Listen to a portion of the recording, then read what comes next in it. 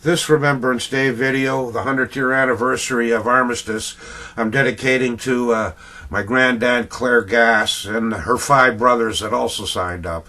They actually wrote a book about Claire's exploits, in the front lines during the war.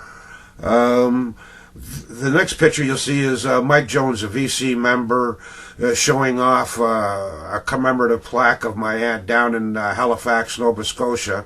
The people down there built a trench-like area that they put 4 Canadians in that are from around that area. And Claire was one of the 4 that were installed in this commemorative area. Her colonel tried to get them 2 hooked up. They played bridge together when he was stationed with her. Claire and I play bridge too. And the next picture you'll see is my dad being sent off to the war, Second World War, by Aunt Claire. Actually, the first bunch of pictures you'll see will be of Claire and McRae, the hospital things where they were working. The fields of Flanders had been heavily manured for centuries, and when the men fell with open wounds into the soil, the bacteria there would cause terrible infections. Amputation seemed the only solution.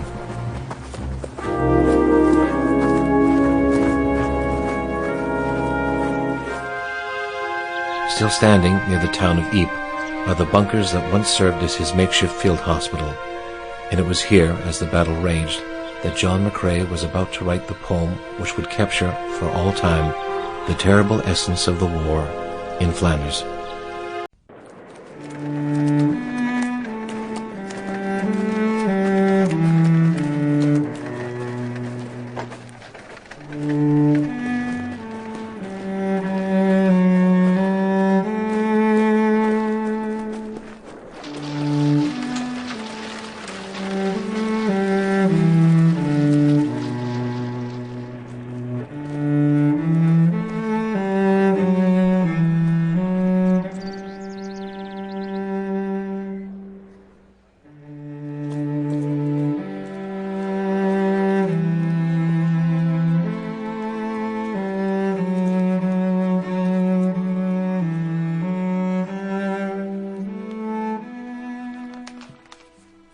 There is, in Nova Scotia, handed down through the generations of her family, a remarkable diary, a daily journal kept by a First World War nurse named Claire Gass.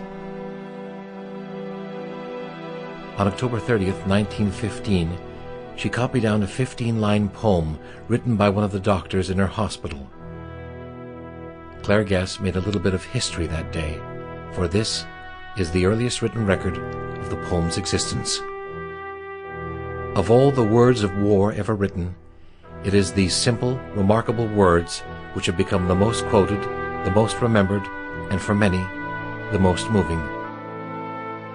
Less than 100 words that linger forever over the graves of the long-dead boys hover in remembrance over their short-lived lives. Inspired by the bombing death of a young officer, the words were captured and shaped by an exhausted Canadian named John McRae. Words fused together in a foreign land, in a foreign and long-ago time, in Flanders fields. For a few francs, you can visit the trenches, left untouched since the end of the war. These are the trenches where we lost a generation.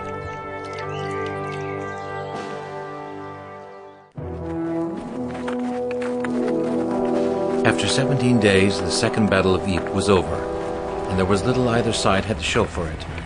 No major ground had been lost or gained, no great victory or defeat. It was as if the whole thing had been for nothing. Yet 100,000 soldiers had died. 2,000 Canadians had been killed in the first 6 days. John McRae was alive, but the carnage had left its mark. He was there for 17 days and nights, not taking his shoes off, not taking his clothes off, looking after the dreadfully wounded and so on. And that experience was just devastating to him. And after that, people said he changed. Some nurses one nurse who saw him in Paris around shortly afterwards said just didn't recognize him. He seemed to have aged about 20 years. John McRae was promoted to Lieutenant Colonel and with some reluctance settled into a desk job at the new No. 3 General Hospital a few miles behind the lines near the town of Boulogne. The hospital was staffed by nurses and doctors from McGill University. Although they had the best possible training before they left Canada, Nurse Claire Gass, who would later copy his poem in her daily journal, noted that nothing could have prepared them for what they would experience here. June 1st, 1915. Some of the new patients have dreadful, dreadful wounds. One young boy with his face shot away, both arms gone, and a great many wounds in both legs. Troops go through almost daily, and when we're able, we always wave strenuously at them. Poor lads, they seem so happy and full of life. There's a difference when they come back on the ambulance trains. Then they are silent. And so are we.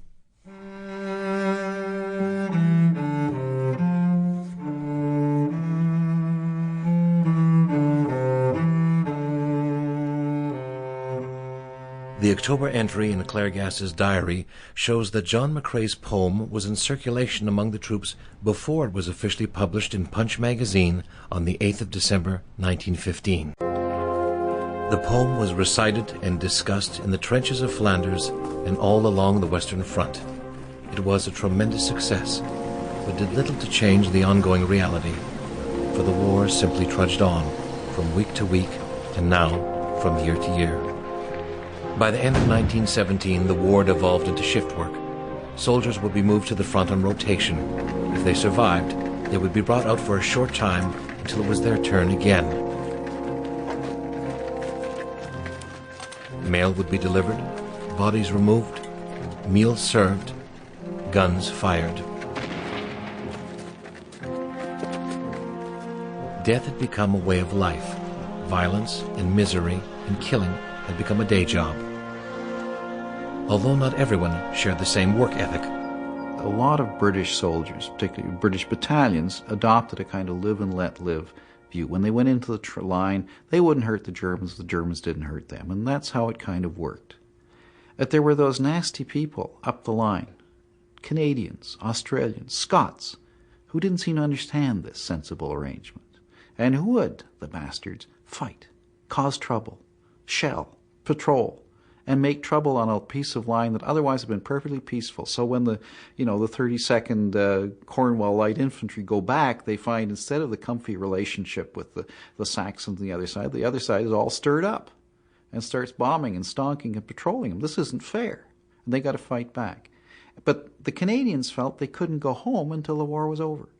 And the sooner it was over, the better. And that, I think, is what simply explains why some of them were more aggressive than others, and why the Canadians perhaps were more aggressive than other battalions. And it's no discredit to the 32nd Cornwall Light Infantry, because on the whole, the British had lost far more men. They were more likely to be a battalion of men in their 30s and 40s than kids in their teens and 20s.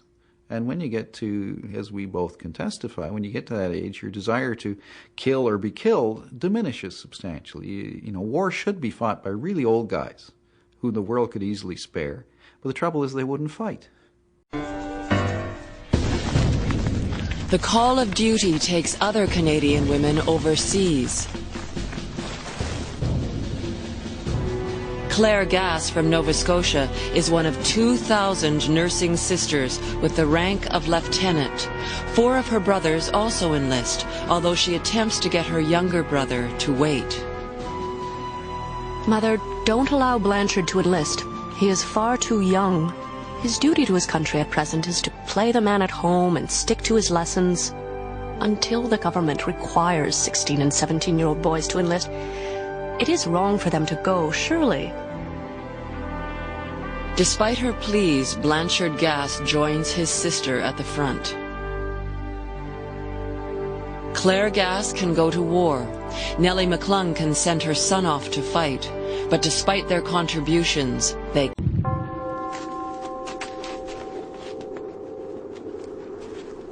The German and Allied armies lose over 1 million men in the slaughter of the Somme. a staggering price to pay for a mere 10 kilometers of territory. The Germans call this Das Blutbad, the bloodbath. Nurse Claire Gass treats the survivors. Many would prefer to die.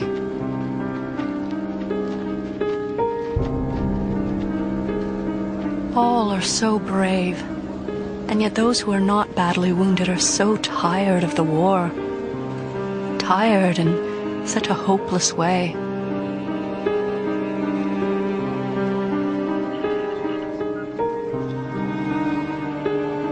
Some terrible cases, oh, so much the better dead.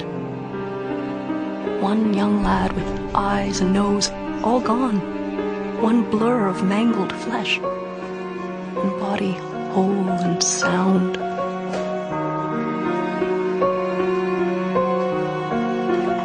As the war drags on, Claire Gass's patients are treated and returned to the front, if possible. There are not enough new recruits to replace the wounded, the dead, the shell-shocked.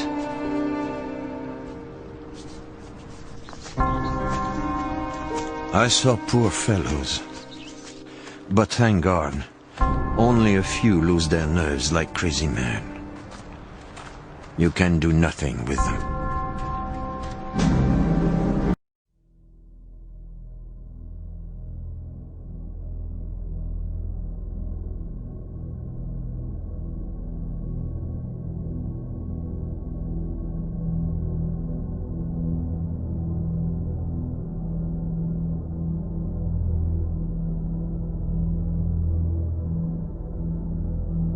In Flanders fields, the poppies blow, between the crosses row on row that mark our place, and in the sky the larks, still bravely singing, fly, scarce heard amid the guns below.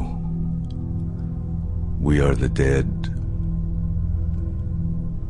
Short days ago we lived, felt dawn, saw sunset glow, loved and were loved, and now we lie in Flanders fields.